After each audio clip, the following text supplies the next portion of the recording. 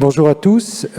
Alors, Mathieu Del Rio m'a chargé d'introduire et de co-présenter cette table ronde, dont la vocation est que vous puissiez poser des questions. Je pense qu'il y en a déjà quelques-unes qui ont été posées.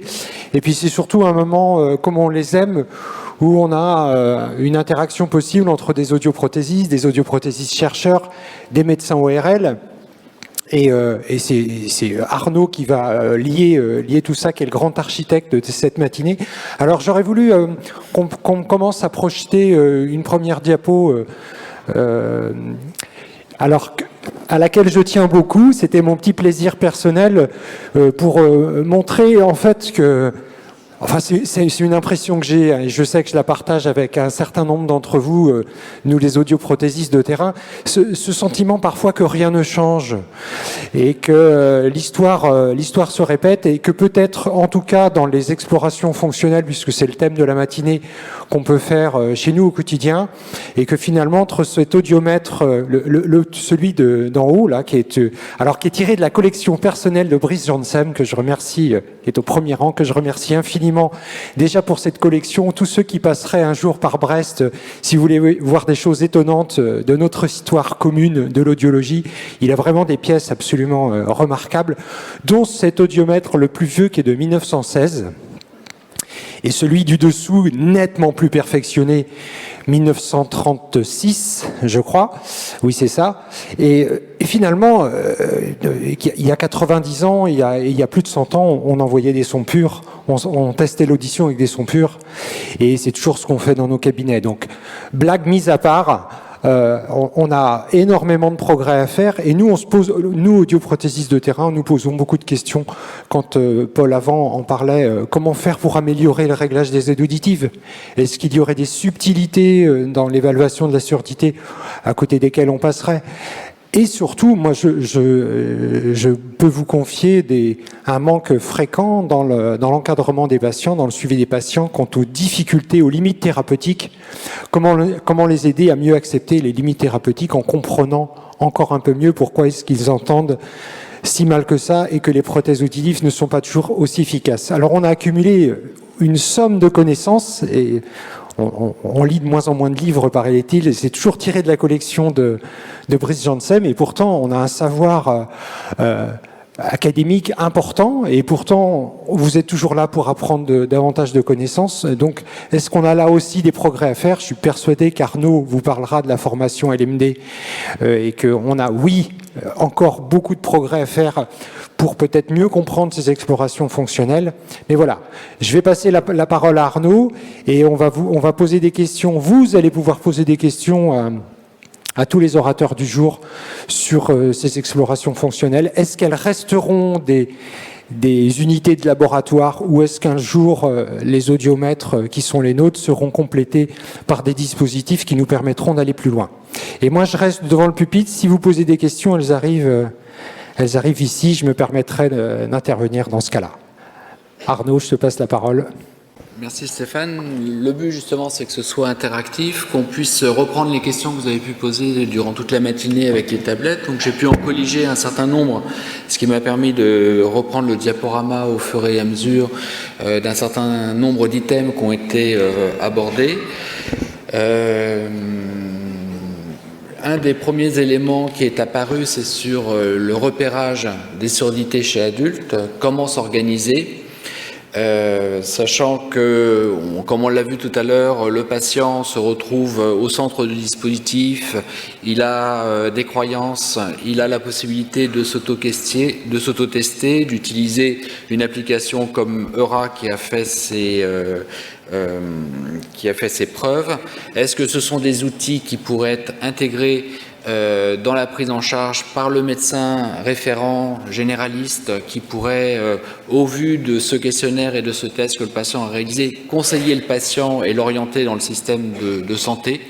Et sur ce, on voulait interroger nos amis ORL sur ce qu'ils pensaient de cette possibilité d'organiser un repérage chez adultes qui utiliserait des autoquestionnaires, une application, et où le médecin généraliste pourrait ensuite réorienter dans le système de soins, soit en l'évacuant, parce que pas de problème a priori, ou au contraire, en demandant une consultation spécialisée et en résolvant un problème de masse, parce qu'il y a quand même beaucoup de presbyacousiques, et s'ils arrivent tous chez le médecin ORL, vous n'y arriverez clairement pas. Peut-être, ouais. Alors, la manière dont les discussions ont abouti avec la Direction générale de la santé, c'est que on ne veut pas, enfin, on va structurer le dépistage de la presbyacousie en 3 niveaux dans les mois et années à venir. Le premier niveau est pas un niveau du spécialiste. Ce que l'on veut, c'est que par l'app d'autodépistage et puis des questionnaires, on puisse faire entrer le sujet presbyacousique dans le parcours de soins, Arnaud, et qu'ensuite on puisse déléguer à des professionnels de santé qui ne sont ni ORL ni audioprothésistes cette étape 1, le step 1. Le step, c'est-à-dire ce que je disais tout à l'heure ce matin, on envisage le généraliste ou le gériatre à ce niveau-là. Au niveau 2, ce que l'on veut, si l'écosystème le permet, c'est d'avoir des professionnels de santé comme des IDE pouvant répondre aux 5 domaines d'ICOP. Donc, je rappelle, c'est une évaluation rapide mais sensible de la locomotion, de la prise alimentaire, des facultés cognitives, d'une dépression éventuelle et en sensorialité, de la vision et de l'audition. Donc pour ça, on va mettre sur le terrain à disposition de qui le voudra, IDE, kiné, orthophoniste, etc., toutes les batteries de dépistage. Et après, le niveau 3, c'est référé à nous, ORL et audioprothésistes. Donc c'est comme ça que la DGS l'envisage et c'est comme ça que c'est-à-dire que c'est organisé dans les autres pays. La différence simplement, c'est que en France comme en Espagne, il n'y a pas d'audiologiste. Donc on va demander à des IDE, un kinésithérapeute pourra en principe faire passer un test de dépistage auditif et une IDE pourra faire passer des batteries de test dans les 5 domaines. Très bien. D'autres commentaires? Ok, il y a... Oui, Stéphane? Mais ils seraient où les IDE, Wong? Alors, c'est une très bonne question. Où sont les IDE? Je ne sais pas si Nathalie et Diane peuvent y répondre. Effectivement, c'est une bonne question. Où sont les IDE? Et la question encore plus aiguë aujourd'hui, c'est où sont les infirmiers de pratique avancée? Il n'y en a pas. Donc aujourd'hui, par exemple, à Lyon, on va en former 2 par an. Mais cette année, par exemple, ils ou elles vont être formés en diabéto ou bien en pneumo.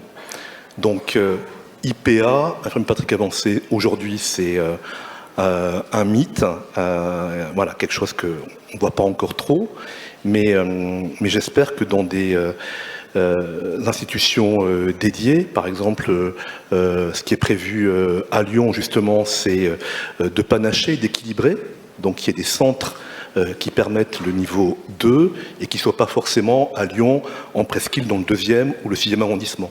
Donc, on veut chercher un endroit peut-être un peu plus défavorisé économiquement pour faire la preuve de concept. Mais il y aura sur un modèle peut-être en ruralité, type maison de santé. Tu vois ? Bon, très bien. Évidemment, les audioprothésistes sont tentés d'essayer d'inciter au repérage auditif. Donc j'ai mis en photo une des choses que l'on peut voir très fréquemment sur certaines vitrines en audioprothèse. Quels commentaires cela vous inspire aux uns et aux autres ?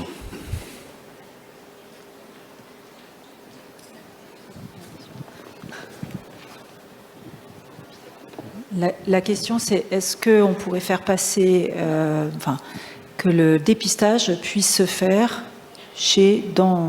en proximité chez l'audioprothésiste? C'est la question. Pas forcément, mais c'est évident qu'il y a un intérêt pour l'audioprothésiste à ce que ça se fasse chez lui. Je ne sais pas si c'est souhaitable. Et je ne sais pas s'il faut le mettre sur la vitrine. En tout cas, c'est déjà, à mon avis, le cas pour un certain nombre de patients. Quand ils ont des doutes auditifs, d'aller chez l'audioprothésiste du secteur pour des raisons de proximité, de facilité. Je pense aussi qu'un certain nombre d'ORL ont des listes d'attente importantes ou par manque de professionnels, c'est l'alternative. Est-ce que c'est une bonne chose? Je ne sais pas répondre à la question. Je pense qu'il faut que ça soit un peu encadré. Et dans différents pays, là, ça a été exposé tout à l'heure. Et puis, il y avait eu un groupe de travail à la SFORL, Cité française d'ORL, sur le métier d'audiologiste en Europe et ailleurs dans le monde. Et partout, il y a une séparation dans les métiers. Il y a les métiers qui testent et puis les métiers qui proposent des appareils auditifs. Donc la frontière est un peu difficile. Mais aujourd'hui, la problématique, c'est l'offre de soins et la capacité à faire effectivement ce repérage. Donc il faut qu'on soit un peu inventif. En France, on a la particularité de ne pas avoir l'audiologiste et on est un peu à la croisée des chemins, il me semble. Oui, François. Moi, je prends la parole. J'ai une activité dans un centre privé à but non lucratif. Donc, on a des listes d'attente qui sont très longues. Nous, on a des audiométristes, médecins. Donc, c'est vrai que c'est les patients qui viennent me voir en premier recours. Je leur dis, maintenant, il va falloir refaire un audiogramme. Ils ont attendu 2 à 3 mois pour me voir. Ils attendent encore 2 mois pour avoir une audiométrie. Parfois, mes collègues prescrivent pas, donc ils doivent attendre encore 2 mois pour que je les revoie et que je leur synthétise le résultat de l'audiométrie. Ça me convient pas comme prise en charge, donc je fais pas de politique, je suis pas dans les décisions, mais en tout cas, moi je trouve que effectivement, si on peut un peu dépister et dire aux gens qui entendent bien, bon, ça sert à rien, là ça va, pour pas surcharger. En tout cas, là, nous, ça nous rend service, parce que je trouve que notre offre de soins, dans mon mode de fonctionnement, n'est pas satisfaisant actuellement. Moi, je voulais ajouter, oui, je pense que le repérage, le dépistage chez des audioprothésistes est relativement pratique parce qu'il est accessible à tous.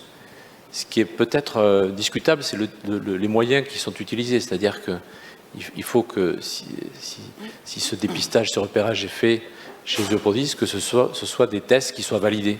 Donc, par exemple, l'HHIUS dont on a parlé ce matin, ou le test AURA dont tu as parlé, qui sont des tests reconnus, voilà, on sait qu'ils sont précis. Du coup, ça permet, en tout cas, de donner une information aux patients qui viennent nous voir. Après, ça ne veut pas dire qu'il faut ensuite enclencher quoi que ce soit, mais ça permet d'avoir une information rapide et pertinente. Juste, j'ai entendu à demi-mot Nathalie tout à l'heure qui disait que certains ORL envoyaient des prescriptions avec un bilan qui était moyen. Enfin, je pense que c'est ce que j'ai cru entendre. Moi, je voulais rajouter quand même, le rapport IGAS a montré qu'il y a un ORL sur 2 qui fait moins de 10 prescriptions par an. Donc déjà, on va diviser par 2 le nombre d'ORL. Et que si on voulait vraiment comparer qui fait le mieux l'audiométrie, est-ce que c'est l'ORL? Je parle du lambda, je ne parle pas des CHU, moi. CHU, c'est un peu hors sol, parce que d'ailleurs, souvent, c'est les audioprothésistes qui font les audiométries en CHU. Il se pose un problème, en fait, à mon avis, c'est l'audioprothésiste qui sait mieux le faire, mais ce n'est pas lui qui doit prendre la décision, en fait, de prescrire ou de ne pas prescrire. Mais on en est à un stade où, actuellement, c'est ceux qui trichent, qui vont faire l'ordonnance en Pologne, là, qui vont avoir qui vont appareiller des gens, alors que ceux qui veulent bien faire, qui vont passer, en fait, par le cursus normal où il y a, dans certains endroits, 6 mois d'attente, ou alors qui vont voir des ORL, mais qui ne vont pas faire le boulot, parce que, en fait, c'est des spécialistes du nez, du cancer, enfin, vous avez beaucoup d'autres activités. Moi, je pense qu'il y a quand même un vrai problème à ce niveau-là. Et il faut arrêter d'être hors sol, parce que c'est ceux qui trichent qui vont profiter, en fait, de ce système-là, en fait. Et ceux qui veulent bien travailler, on est arrivé à un stade où c'est compliqué. Parce qu'un patient, qu'on lui dit, il va falloir attendre 8 mois, 9 mois, 10 mois, parce qu'il y a des endroits où vous allez en Ariège, il y a 2 ORL, je crois, 3 ORL en Ariège. Il n'y a que des vieux en Ariège. Il y a une intervention de Cécile Parietti ici.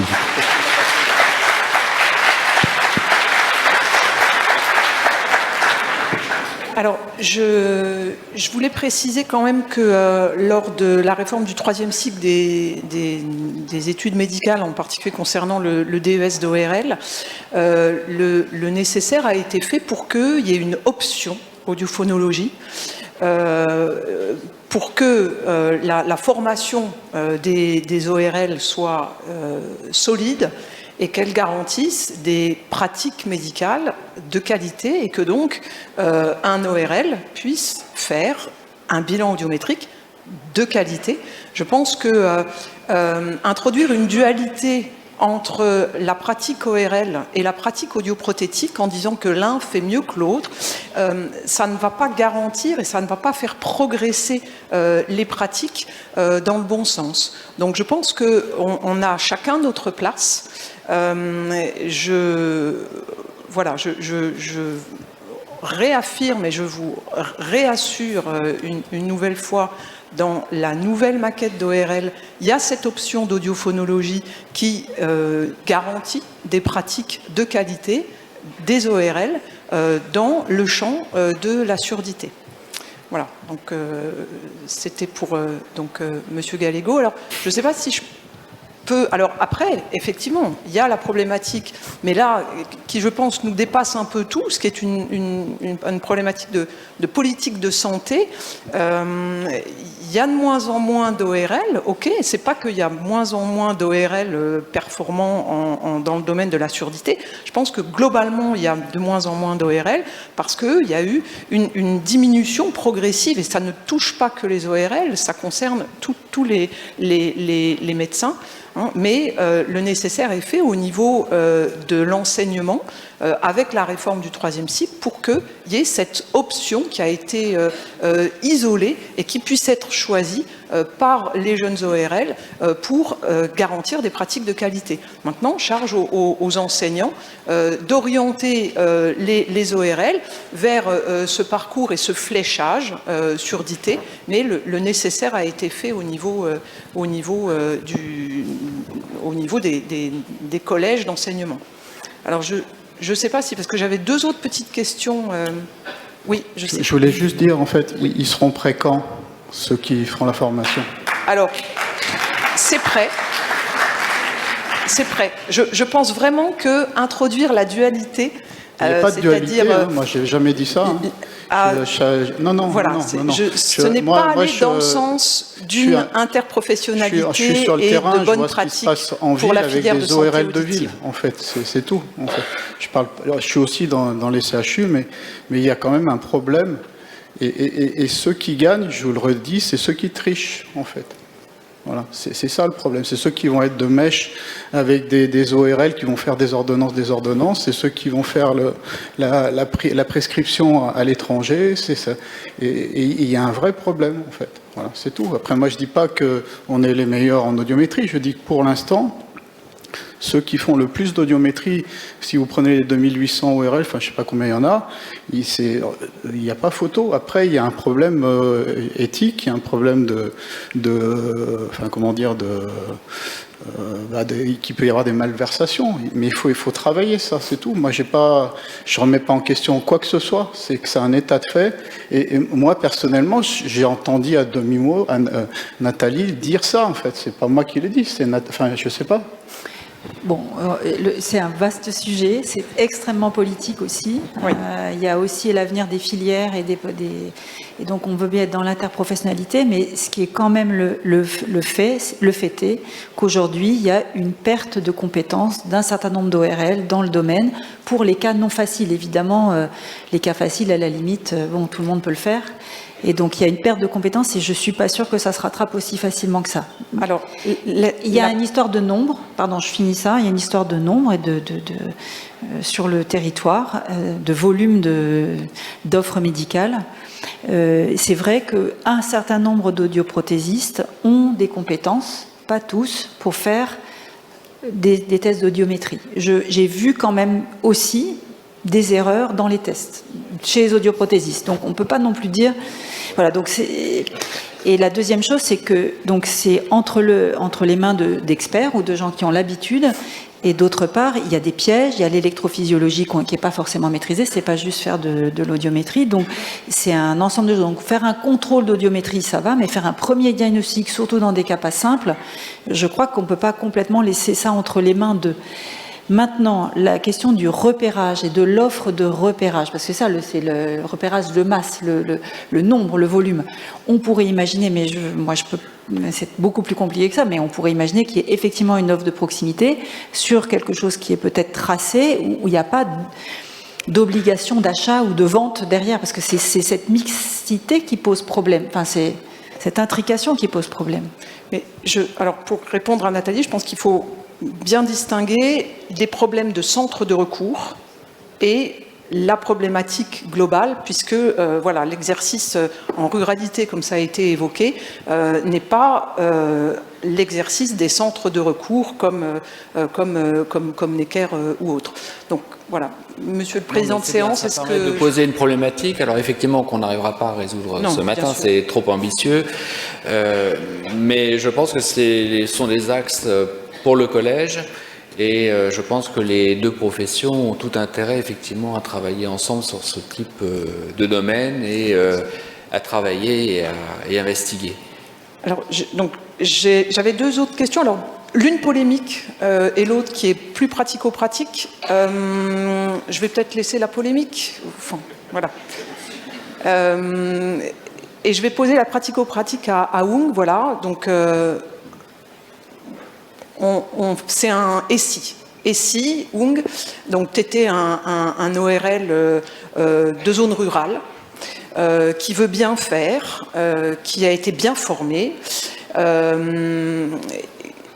Tu veux répondre aux injonctions, parce que c'en est du décret de 2018. Tu veux t'équiper pour faire de la vocale dans le bruit de qualité. Qu'est-ce que tu choisis comme appareil ?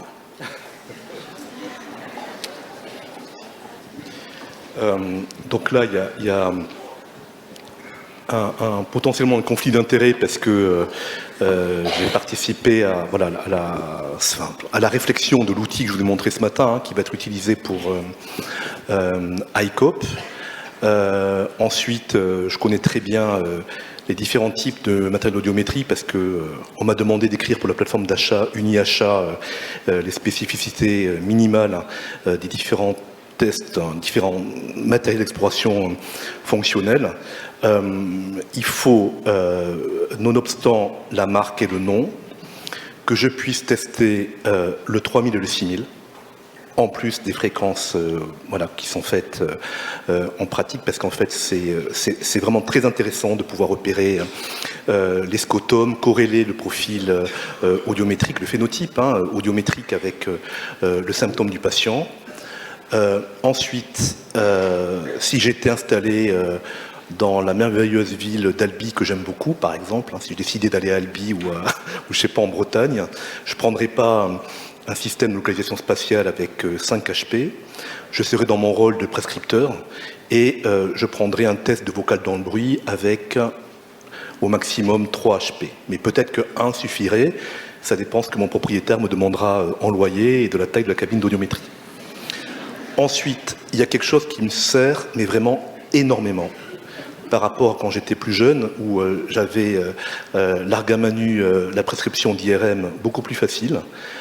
C'est dans les cas, et nombreux que je vois d'asymétrie auditive, même minimale, je sais qu'aujourd'hui, si l'histoire clinique me l'autorise et que j'ai un profil d'atténuation du spectre, plus exactement des co-distorsions acoustiques, sur une surdité asymétrique, je ne prescris pas d'IRM. Donc je prescris beaucoup moins d'IRM que je le faisais il y a 20 ans. En même temps, je sais que les patients, ils savent où j'habite, donc ils vont revenir me voir s'il y a un problème. Mais voilà, j'aurai un pro-distorsion acoustique, un bon otoscope avec caméra, voire un micro, un audiomètre qui me permet de tester les fréquences intermédiaires et un test de vocal dans le silence et dans le bruit facile. Voilà ce que j'aurai. Et puis évidemment, je fais la tympano et le stapé. Alors, faut-il un matériel calibré? Parce que en fait, l'arrêté nous dit en présence de bruit. Si j'habite à côté du périphérique, j'ouvre la fenêtre, pourquoi pas. Mais malheureusement, on oublie aussi, dans nos audiomètres, il y avait un test qu'on pouvait tous réaliser, c'est le test de résistance au bruit d'Elbaz, qui était très simple, une vocale, des listes de mots et un bruit blanc. Voilà, mais en partie pour répondre à votre question, enfin ma vision. Et pour la pédiatrie, j'ajouterais, il serait de bon ton d'avoir un PEA, quitte à avoir un PEA semi-rapide. Je ne vais pas citer le nom, mais il y a des PEA semi-rapides qui font nourrisson jusqu'à l'âge adulte, qui sont faciles, il faut vraiment screener. Et honnêtement, je crois qu'aujourd'hui, avec les nouvelles pathologies qu'on connaît, je ne vois pas comment un ORL peut se passer de ça. Voilà.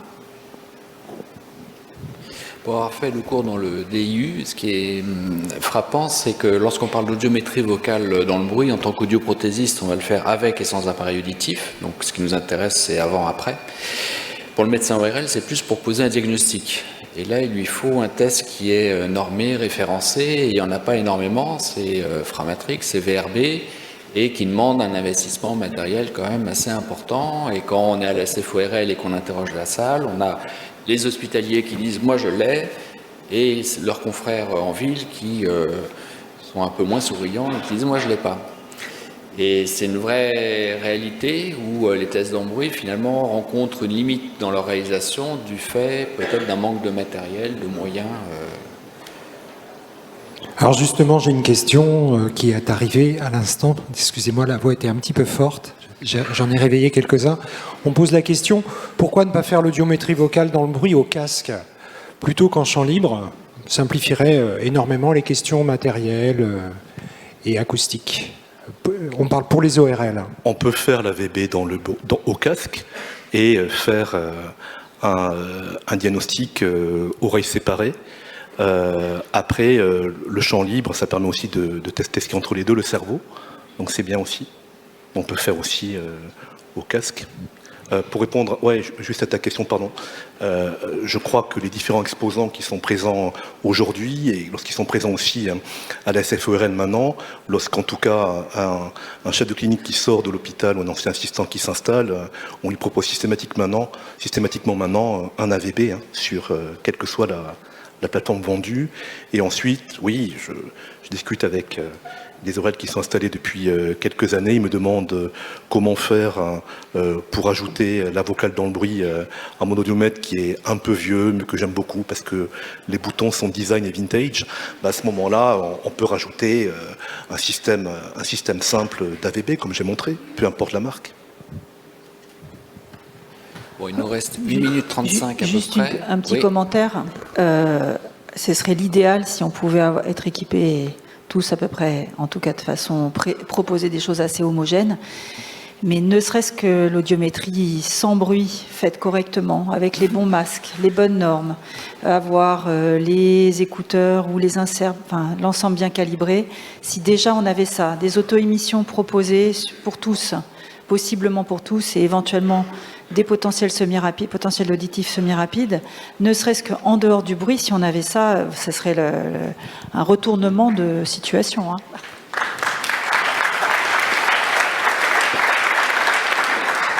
Faut-il rappeler aussi que nous sommes un des seuls pays au monde à ne pas faire l'audiométrie aux inserts. C'est également une spécificité, une particularité française qui fait tout le charme de notre pays. Mais c'est vrai que côté audio, nous on rencontre aussi d'énormes difficultés pour mettre en œuvre l'arrêté de 2018 parce qu'on a des matériels même récents et neufs qui ne nous permettent pas nécessairement de faire exactement ce que l'on veut. Ne serait-ce qu'une audiométrie vocale dans le bruit, il y a un grand fabricant où on peut pas rendre le résultat avec une belle courbe. On rend un tableau et je comprends les audioprothésistes qui se disent mais je vais pas rendre ça, c'est pas beau. Ils ont un peu honte d'envoyer le résultat alors qu'ils l'ont fait. L'information est disponible. Merci, on va peut-être conclure, Arnaud. Diane. Il y avait une dernière intervention. J'ai juste un commentaire. Il ne faut pas avoir honte. Très bien, merci Diane. Non mais vraiment, et même nos prescriptions, c'est pas l'étape de la loi. Si on s'est trompé, que c'est en parlant de notre cas avec Arnaud. Déjà, on peut se tromper de côté parce qu'on est fatigué.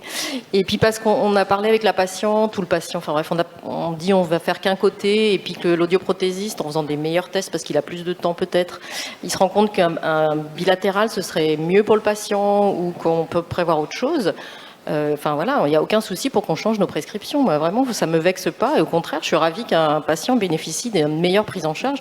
Si ma prescription initiale, elle est inadaptée, fausse, pas bonne, on nous appelle, on envoie un mail, un petit texto, je ne sais pas quoi, en fonction des relations qu'on a.